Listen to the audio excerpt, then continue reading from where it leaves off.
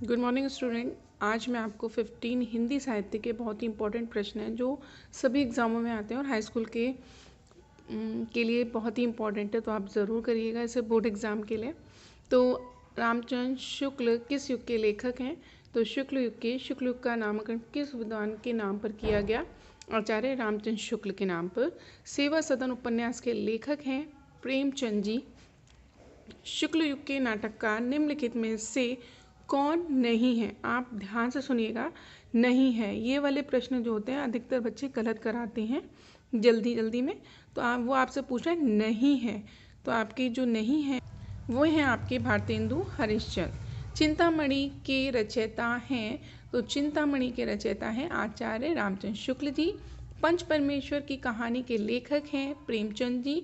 जयशंकर प्रसाद का नाटक नहीं है, वो है लहरों के राजहंस। देखिए आप एग्जाम में ऐसा करिएगा, नहीं है को सर्कल कर लीजिएगा जिससे आपको याद रहे कि आपसे पूछ रहे नहीं है ना। जो हैं वो हैं ध्रुव स्वामी, चंद्रगुप्त और स्कंदगुप्त। फिर आपसे पूछता है कि पंच परमेश्वर कहानी के लेखक प्रेमचंद। जयशंकर प्रसाद का नाटक नहीं है।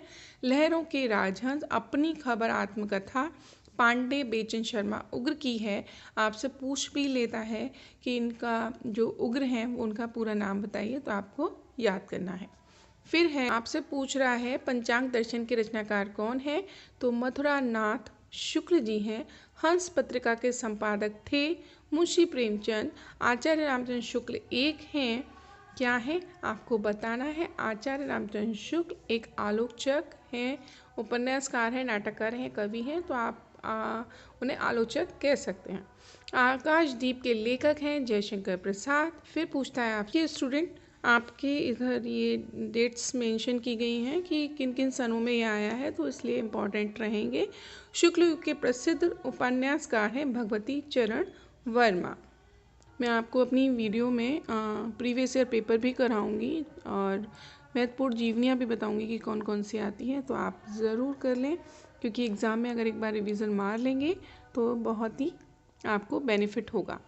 फिर पूछता है शुक्लोत्तर युग की समय सीमा आपको बता रहा है 1938 से 1980 तक। शुक्लोत्तर युग के प्रमुख हिंदी आलोचक हैं आचार्य हजारी प्रसाद द्विवेदी और नंद दुलारे वाजपेयी। एक और खा दोनों को बता रहा है। छायावातर युग के कवि का नाम, तो आपको छायावातर युग के प्रमुख कवि का नाम है रामदास सिंह दिनकर। कलम का सिपाही के लेखक हैं अमृत नाय और हिंदी गद्य की प्रमुख विधा निबंध के लेखक हैं राम बख्श वैनीपुरी।